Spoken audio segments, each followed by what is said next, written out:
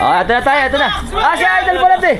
Idol, happy fiesta sa atin, happy fiesta. Ayun na yung ating po. Ito pala, dito pala ibababa ang ating mahal na patron. Oh, happy fiesta. Ah, happy fiesta, happy fiesta. Ito na, oh, ayan, dito bababa. Para ilabas na natin. Okay na, okay na. Ayan. Hanap lang kami ng daan. Ito ba yung mga tropas natin dito eh. Ayos. Shoutout sa mga taga Malolos. Ah, tsaka yung... Okay, family. Family, alright. Sumasano? Oh, ayan na. Sumakay ka ba? Iangat na natin, ayan na. Ay, sa yung drone kanina. Wala ko pala pa drone eh. Ingat lang, yung ulo, yung ulo. Oh, medyo nabali na yata yung ano. Yung ulo. Baba pa.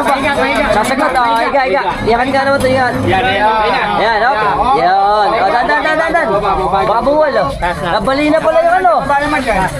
Dito, kuya. Ay, yung corona. Sa dulo, nabali. Ayan, bababa na rito. Medyo mahirap lang eh. Kasi nga, mababa yung kubo dito eh. Ayan. Baba. Op. Ayan, patagilid nga naman. Ayan. Op. Salo. Ayan. Unti-unti nga naman tatayo. Tatayo, dandan. Oh, yung krus. Medyo para-paraan lang yun eh. Ayan. Angat bagya. Ayun. Okay. Nice to know with Idol. Ayan na. Ay, pagkakaisa. Oo nga naman. Mas mabilis at mas maganda ang resulta. Oh, ayan na. Naputik pa. Ayan, medyo challenging lang talaga. Kasi mababa yung mga bahay dito eh. Ayan na. Op. Kawit. Op. Naku, masisira yung ano natin. Oh, dandan. Op. Usa dito. Unti. Ayan, sumasagot. Ayan. Yun. Na. Api, up.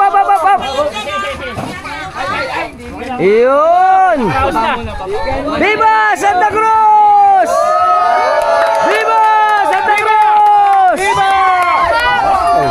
Siyempre po, para sa akin, napakasaya nito dahil yung aking barangay naman ang na-vlog natin. Dahil ito, siyempre, tayo, pagka lumaki tayo sa isang lugar, yung ating kinalakihan, tsaka yung ating kultura ng pagpipiesta, lalo na to, naibalik na ang ating kapistahan ng Santa Cruz.